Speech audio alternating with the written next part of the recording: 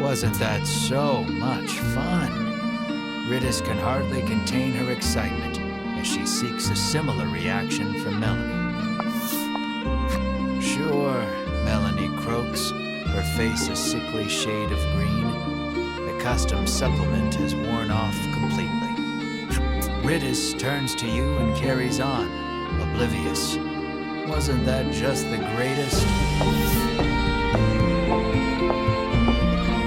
You, however, are a bit worn out, as your mid-voyage teasing of Melanie prompted her to wring you like a rag. Your first order of business should be a sweep of the island to ascertain the dragon's whereabouts.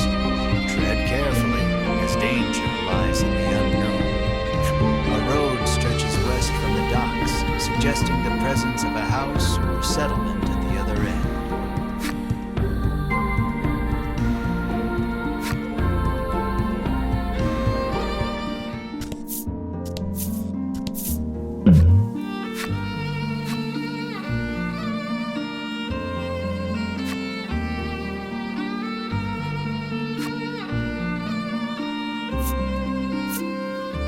That's just a waste of good equipment, you think to yourself, and take your leave.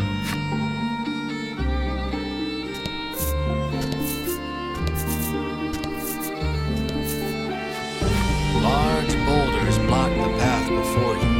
Alas, you must turn back.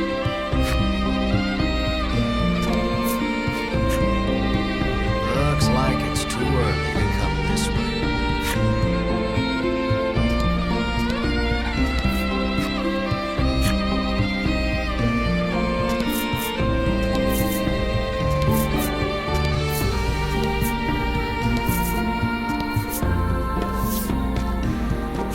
Take the lead, taking in the island's scenery. It all looks unsettlingly familiar to you. A white-hot streak of pain shoots through your head, feeling as though your skull will split in two. You grab your head as if holding it together and drop to your knees. The searing pain erases any hope of recalling the memory that felt primed to return to you. Beads of sweat are pouring off you now as you struggle to keep your head in one piece. Drink this, Bruno insists, offering you a bottle of headache curative. You greedily drink it down, desperate for relief. The pain begins to ebb, and you hurriedly resolve to press on.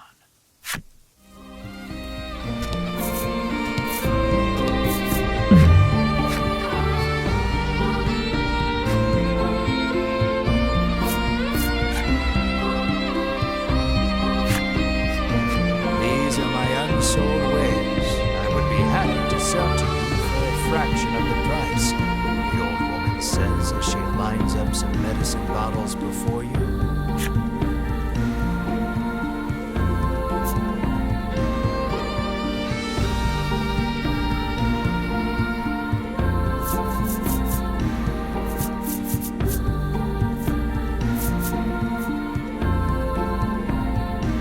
I'm closing for the day, she announces as she packs up her goods. It seems you won't be able to do any more shopping here.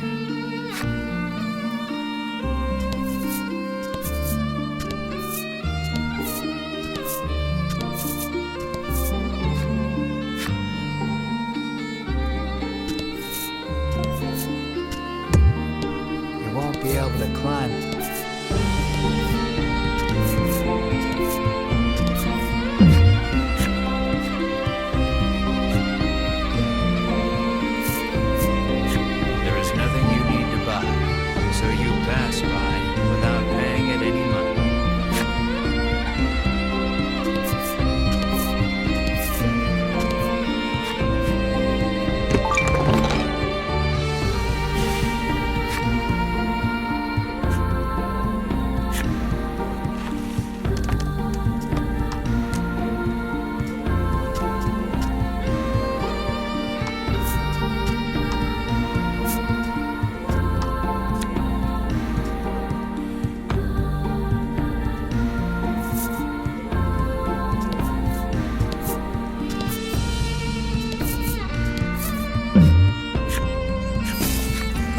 monster appears, but parts of its body are frozen solid.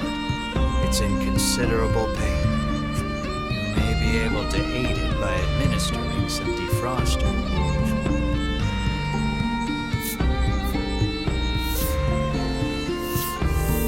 You take pity on the creature and administer some defroster.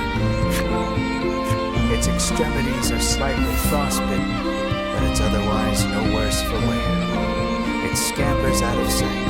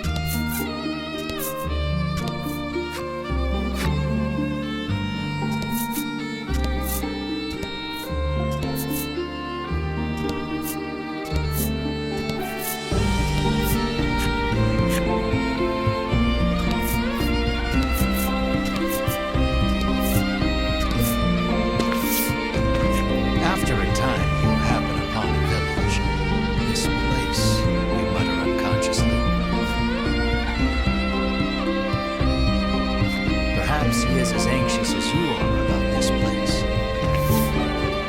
You two okay? Melanie asks. You open your mouth to reply, only to notice the ambush a moment too late. Repel the monster attack.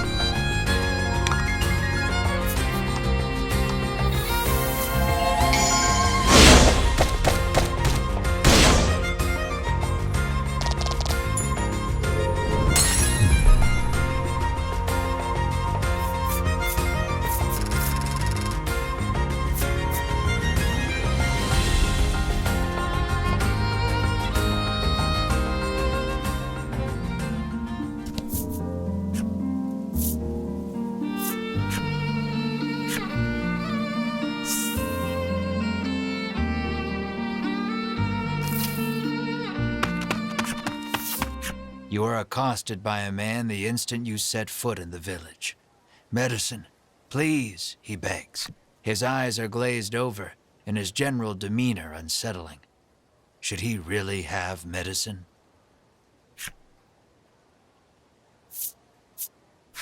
You start to refuse, only to see Melanie's arm reach past you, medicine in hand. "Here you go," she says sweetly.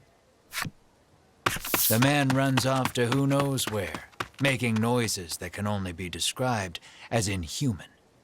You and the party resolve to continue exploring the village, despite the unsettling encounter that just occurred. Something is askew in this village. It would be best to proceed with caution until you can determine what is happening.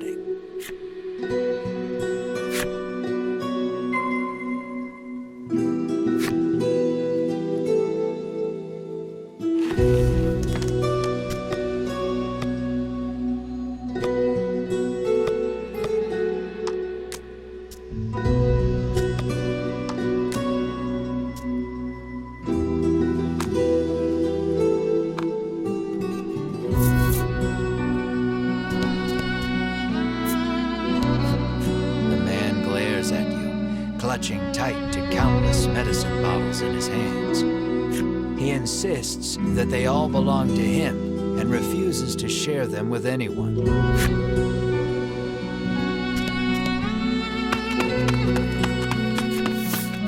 Another villager approaches you. Though his speech is slurred, the demand remains the same: medicine. This villager is also behaving strangely. Will you acquiesce to his request? You remove the medicine from your pack, recall for a moment how much it cost, and begin sliding it back into place. In the blink of an eye, the villager snatches up the medicine bottle and darts out of view. Something's not right in this village, Bruno mutters, clearly worried. You hear a panicked cry up the road. Stay with me. Focus on me. That can't be good.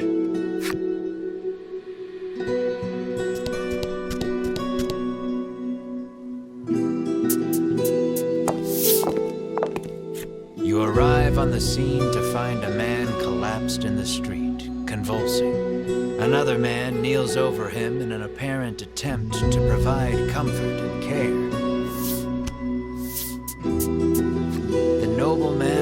Impressive white armor befitting a knight. He continues talking to the fallen man as he provides emergency care. Seeing the knight's devotion makes you feel a bit like a putz for doing nothing.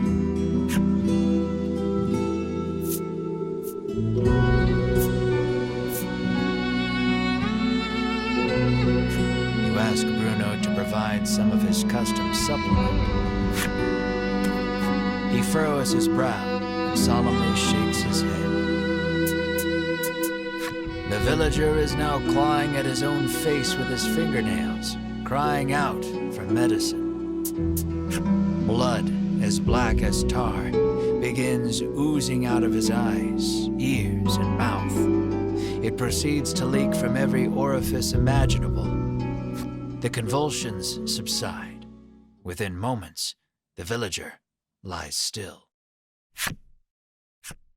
A horrific thought makes itself known. This is the first time you have witnessed the death of a fellow man. Even in a world where medicines and elixirs can cure most any ailment, none are safe from death's icy grip. And as well you know, that which is dead can never return. Your mind goes blank. You drop to your knees in shock. Melanie clamps her hand to her mouth, stifling a scream. Riddis shakes uncontrollably. The knight hangs his head. Bruno nervously asks, "What are you doing here?" The knight's name is Sherwin. He identifies himself as a member of the Ivory Order. His travels brought him to this village, where he has been caring for the ailing residents. His face contorts in disgust. If not for these foul drugs, they would be healed. He spits and takes his leave. Bruno gazes upon the villager's corpse with a look of apparent realization.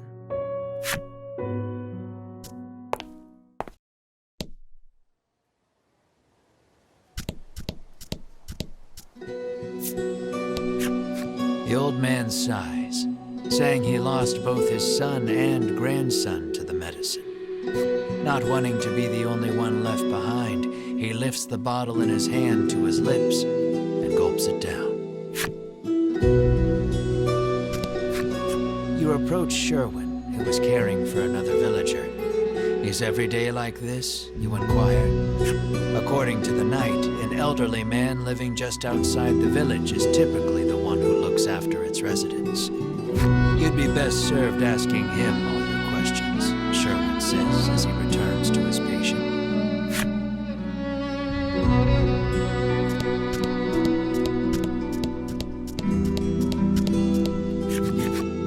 You knock lightly on the door. An elderly man opens it, beaming at you. He announces himself as Selfor and beckons you inside.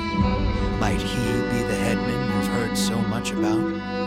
Ask me anything you like, he offers. Selfor receives your party, for whatever reason, rather graciously. He could well be a font of knowledge. What will you ask him?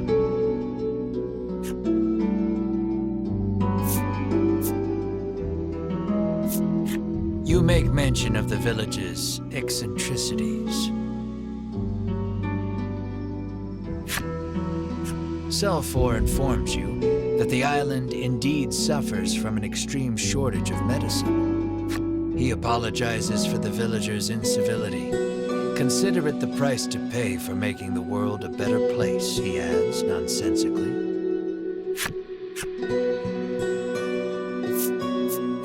You ask if he has seen the dragon. Why, yes, he says. He returned to this island just the other day.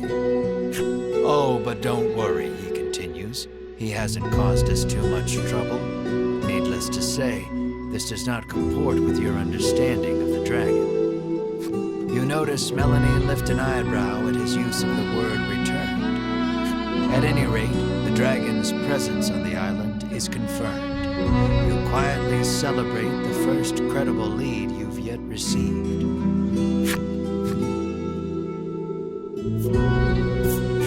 You ask if he is the one in charge of the village.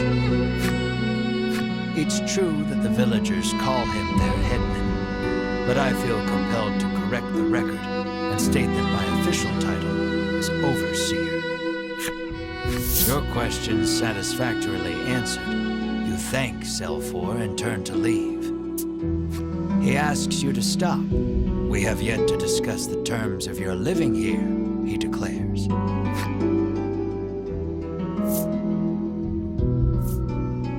You explain that you are only here to pursue the dragon and have no intention to stay. Selfor begs your forgiveness for thinking you were newcomers. It's perfectly understandable, though, what with the non-match among you, he says with a sneer. What does he mean by that?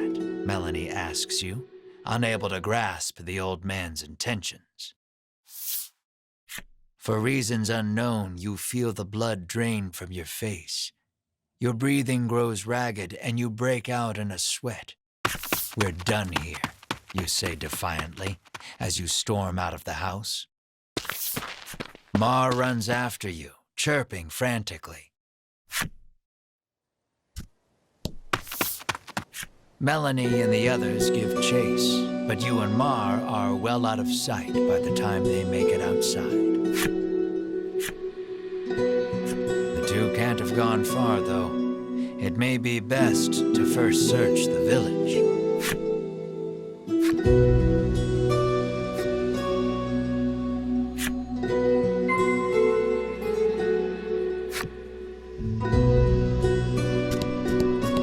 We have to find the others first, Melanie insists.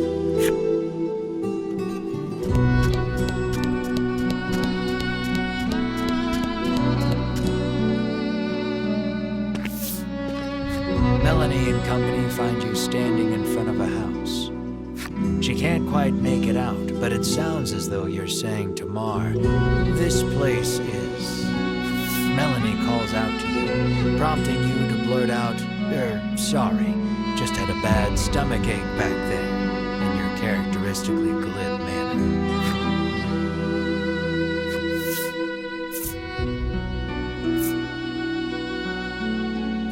She surveys you both and sees two haggard travelers unwilling to admit they're in need.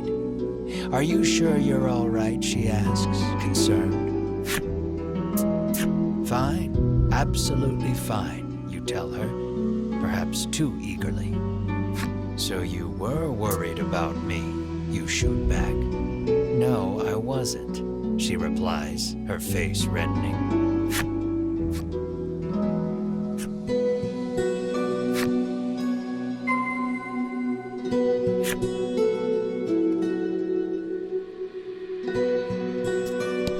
Cell 4 doesn't appear to be home right now.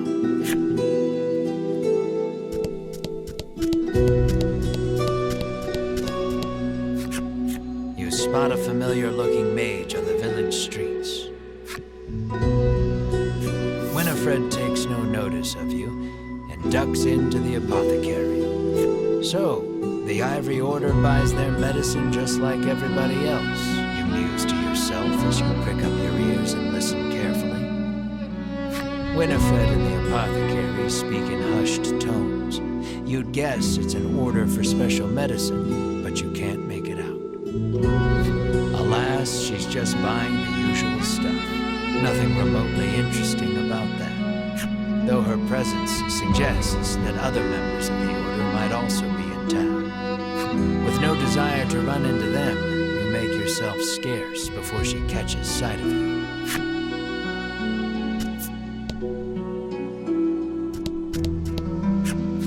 How may I help you? The proprietress inquires.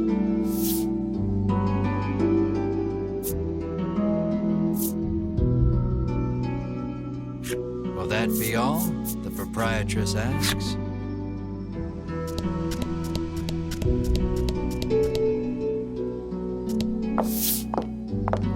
You spy the very people you were hoping to avoid, gathered near the village gate. The last thing we need is a confrontation, you mutter, spying them from the shadows. Why are we always hiding? Melanie hisses under her breath. Two members of the Order are speaking with Sherwin. Given how deferential they appear to be acting toward him, you hazard a guess that he's their superior. Have you determined the dragon's location? Sherwin asks. Hedwin launches into his report. The dragon appears to be occupying the volcano. I suggest we move to capture him immediately, he counsels.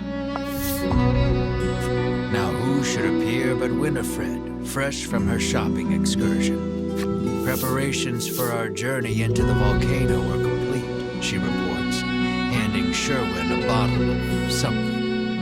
Splendid. Sherwin walks off and out of sight, the other three following close behind.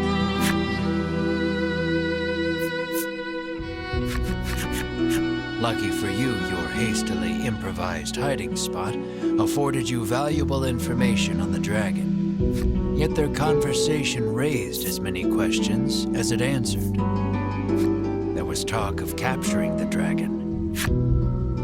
Melanie picked up on the incongruity as well.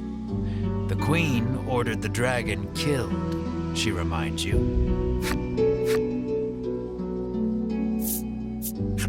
You know that the dragon is lurking in the volcano, but you haven't a clue how to get from here to there. Isn't it that mountain with all the smoke pouring out of it? Ritus asks, pointing westward. Why, yes. That sure does look rather like a volcano. The medicine bottle Sherwin received is probably related to their journey into the volcano somehow. Bruno recalls seeing a bottle much like it once before. He says it contains flash freeze, which can chill most anything. Maybe that's what Winifred bought at the apothecary, Bruno continues. You narrow your eyes. You three have no right being this helpful, you think. Mar pinches your cheeks without warning. You yelp in pain, which at the very least crosses dreaming off the list of explanations. Returning to the matter at hand, it's clear what must be done. You'll have to get your hands on some flash freeze if you hope to enter the volcano.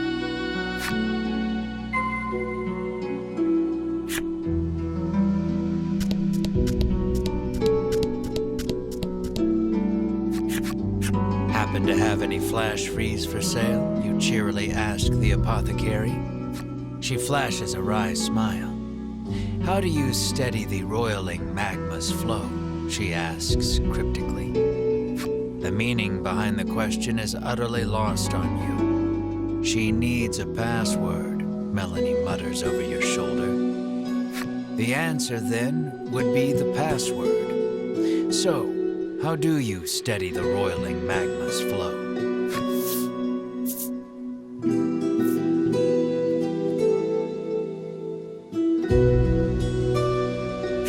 The old woman rolls her eyes, suddenly looking defeated. How did you know the answer? Did someone tell you? She mutters bitterly.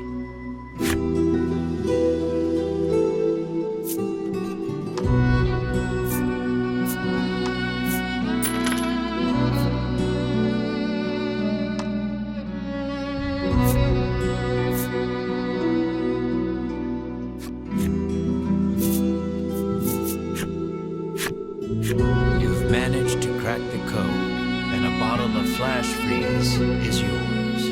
At last, you are ready to enter the volcano. You've got a long road ahead of you, so you had best be prepared.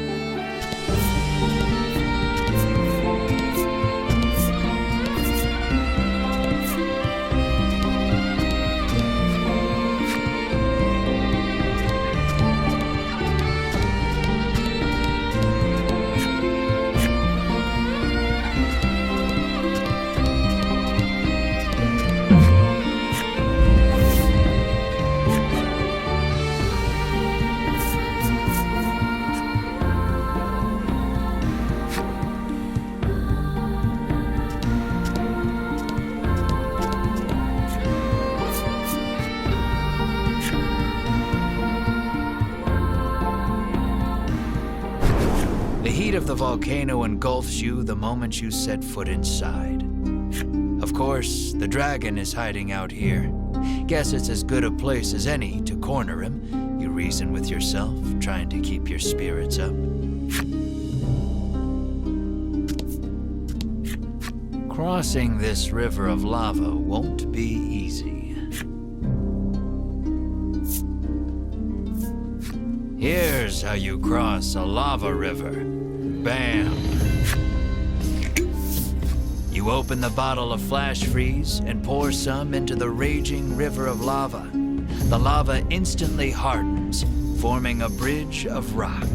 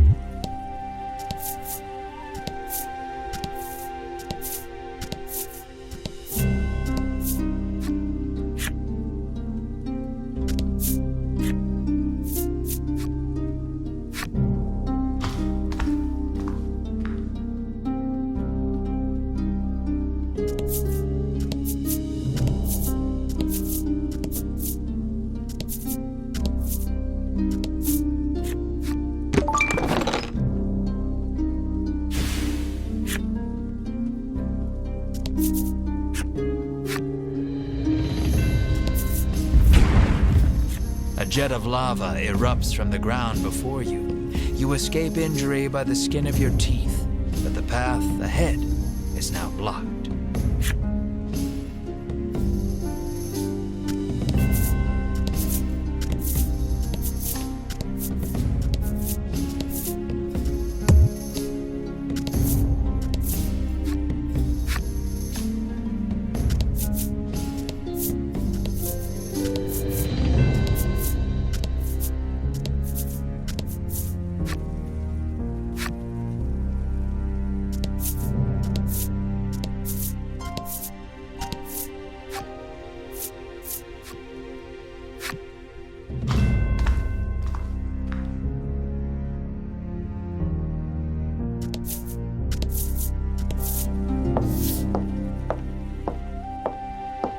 You can't help but chant, "It's hot, so hot," every couple of steps, as if conjuring a spell.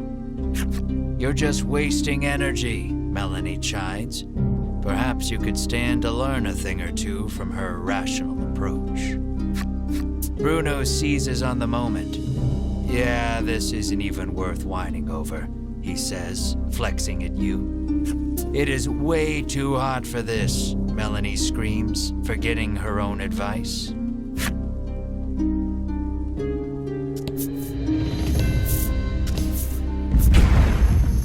A wave of lava rushes past you, leaving a pile of boulders in its wake.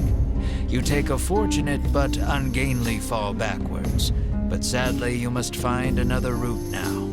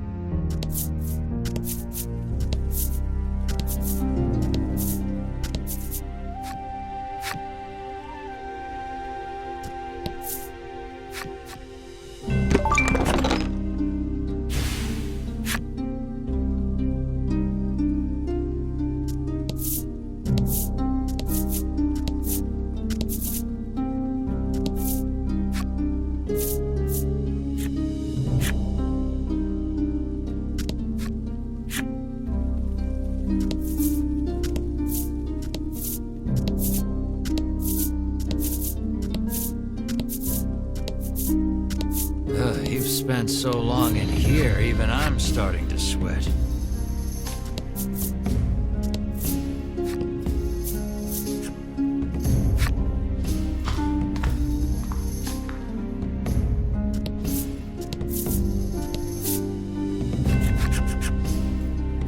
A clump of familiar white outfits comes into view. You've caught up with the Ivory Order at last. "We shall be the ones to fell the dragon," you proclaim loudly to no one, apparently, for the Order pays you no mind. At your persistence, Winifred requests, "Please do not interfere with the dragon's capture," clearly annoyed. As you all suspected, they have no intention of following the Queen's orders to slay the dragon. "What will you do with him once he is yours?" Melanie asks forcefully.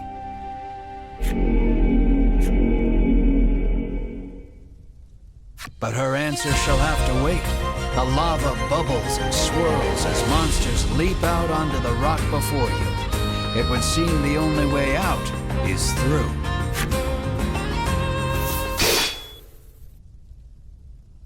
In a flash, Sherwin's blade cleaves one in two. Clearly, he has earned his rank within the Order.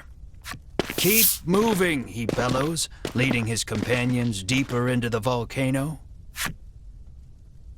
The remaining monster turns toward you, eager to avenge its fallen friend. There shall be no avoiding this battle.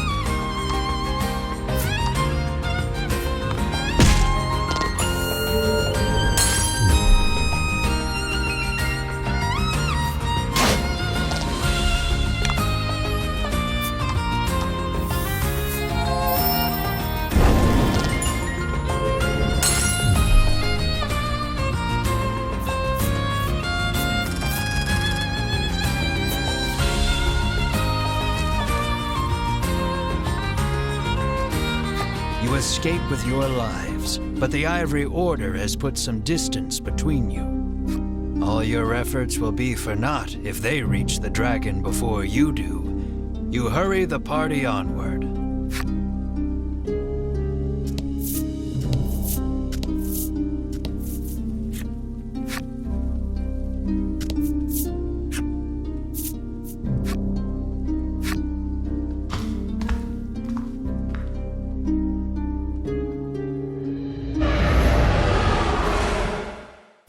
A deafening roar greets you as you set foot on the summit. The dragon must be close.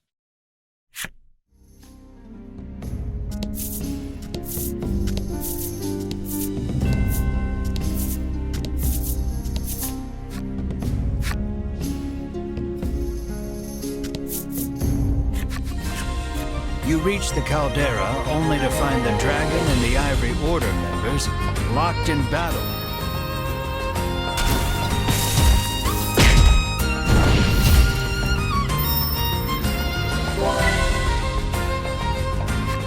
Teamwork is impeccable.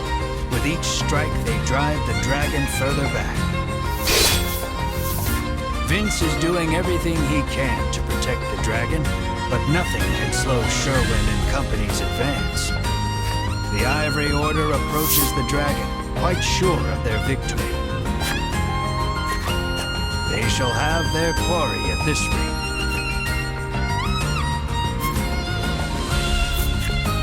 Cannot stand idly by. You thrust yourself into the midst of battle.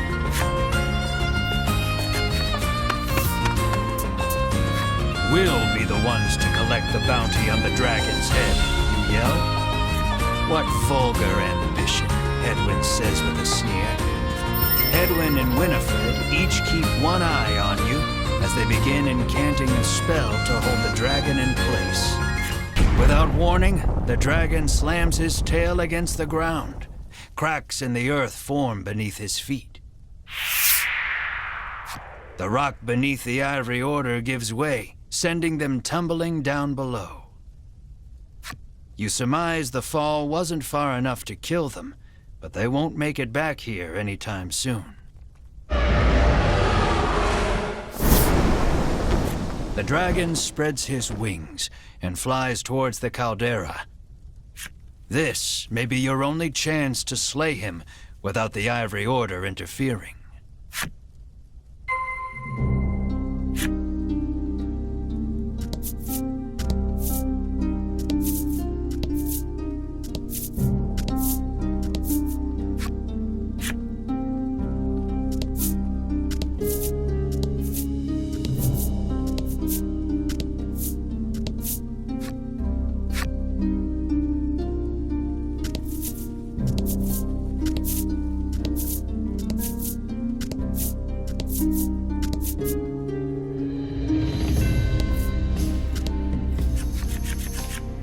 The dragon sits perched on the edge of the caldera. You eye him warily, shouting, "There's nowhere left to run." He lets loose an intimidating roar, but you and your party stand tall, unbowed. Victory is within reach. You have never felt more ready to slay a creature in your life. You draw your sword and charge, blade raised and ready to strike. In an instant, his bodyguard appears before you. You can see the bloodlust inside him as he stares you all down. He looks upon you and sees only greed. "Fools," he shouts. "You shall not be stopped. You have your reasons for wanting the dragon dead, and they are enough. They are everything. This conflict is inevitable. You heave your sword toward the enemy, come what may."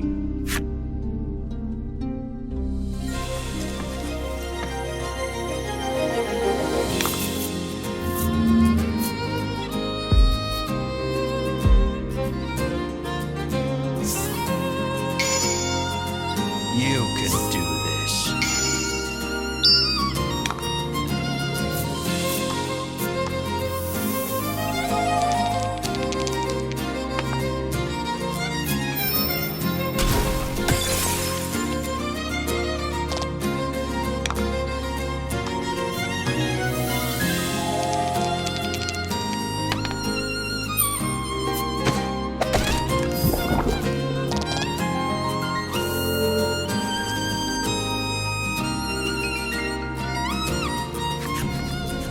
Vince falls, his face covered in blood. Why would you give your life to protect the dragon? Melanie asks sharply. Asks the one who has forsaken her own. What would you know of loyalty? Vince roars, consumed with rage. He begins chanting, no doubt preparing to cast a spell. No, that spell is forbidden, Melanie shrieks. It's too late. A stupendously powerful magic swirls out of the ether, enveloping them both. Vince turns to face you once more, his aura unlike anything you've felt before. You tighten your grip on your sword. There's no turning back now.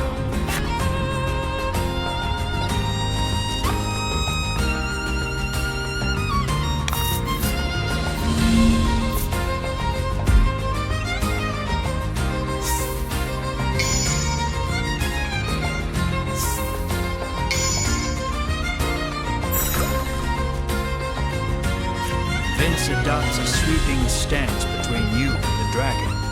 You'll have to deal with him first if you hope to attack your quarry.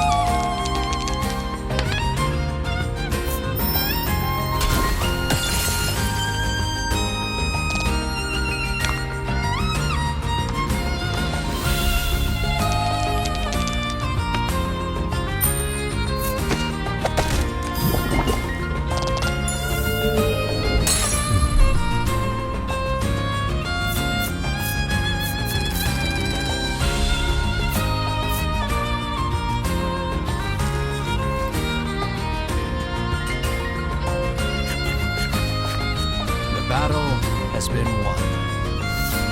Tears stream down Vince's face. You watch him out of the corner of your eye as you turn your attention toward the dragon. Vince, undeterred by the wounds that now cover his body, rises to his feet and moves to protect the dragon one last time. Enough! The dragon speaks. He declares that he wishes to see further harm befall none. Then you ought not to have brought harm upon us, you shout, listing off the horrors you have heard on your journey. Vince, filled with righteous indignation, denounces each and every one as a lie. The dragon admits that your prowess in battle and willingness to pursue him the world over have earned you the right to hear the truth about this world.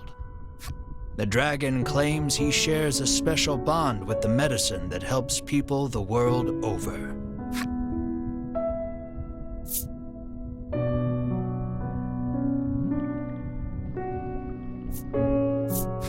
All those who succeeded in capturing the dragon in the past forced him to live a nightmarish existence on this island. They would stab him with several hundred spears. they would slice his scales off with their swords. Every day a fresh horror would visit him in the heart of the island, and every day he would cry out in pain. They then gathered up the dragon tear he shed and used it to produce their medicine. Everyone in the world drinks this medicine as though it were water. Taking this medicine heals all wounds and cures all ills. It is a crutch that humanity can no longer live without. The primary ingredient in this medicine is dragon tear. You cast your mind back over your travels, over all the people who sought the medicine and were saved by it. The mere thought that so much good was born of the dragon's torture makes your mind reel. You feel unmoored. No one moves, or so much as makes a sound. His words weigh on each and every one of you. The dragon claims he has grown weary of suffering for the benefit of humankind.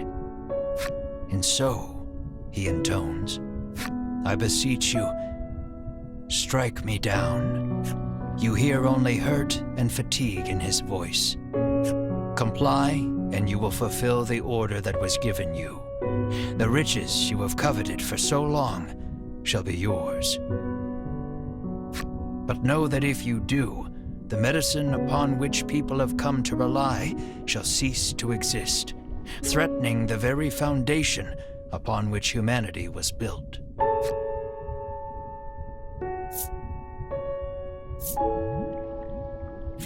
No matter the consequences, you resolve to complete your quest and slay the dragon. You adjust your grip and move to strike the dragon down once more.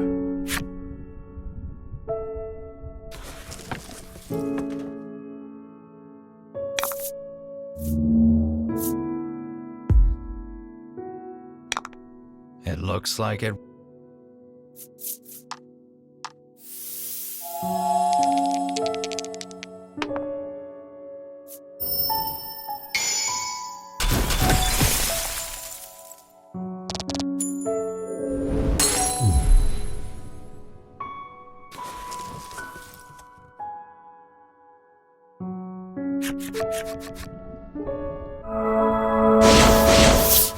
Out of nowhere, a burst of magic crashes over the entire party, rendering you unable to move.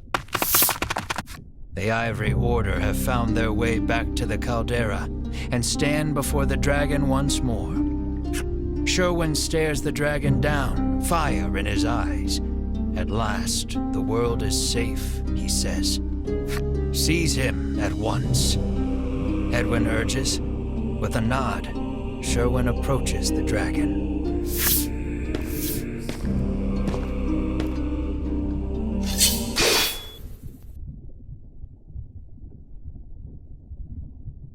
In one motion, Sherwin unsheathes his sword and cleaves the dragon in two.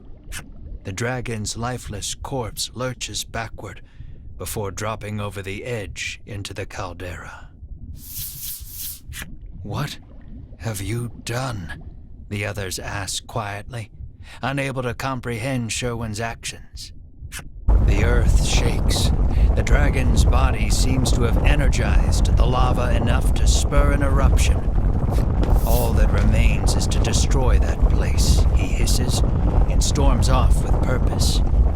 The remaining members of the Ivory Order are still in shock, but Edwin orders them out, and they flee out of sight.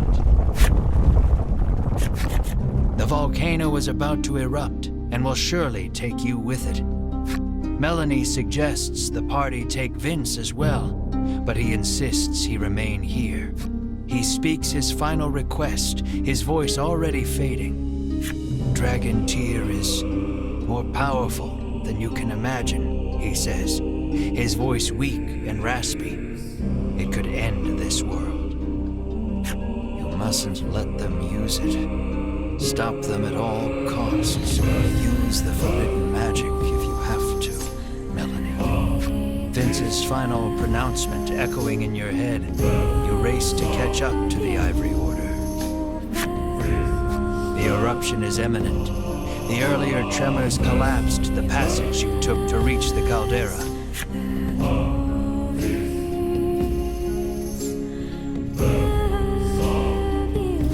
Follow the other passage out and escape before it's too late.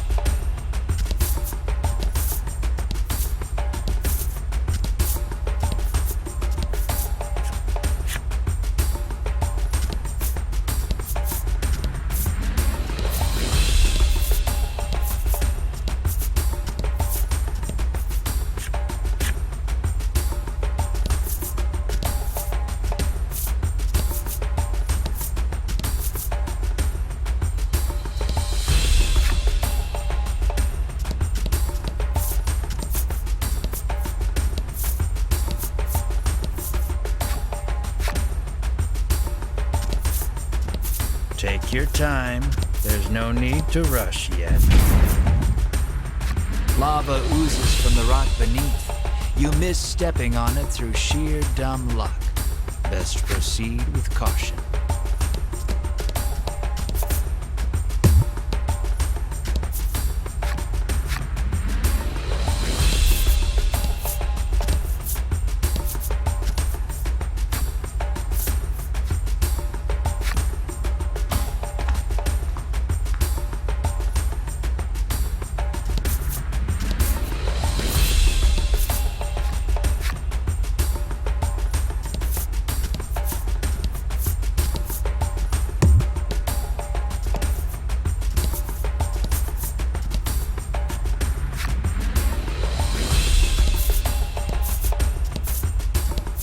You might want to pick up the pace about now. You're nearly out. The relief of knowing you may yet outrun the encroaching lava is immense. And short-lived, as monsters burst forth from the lava, blocking your escape.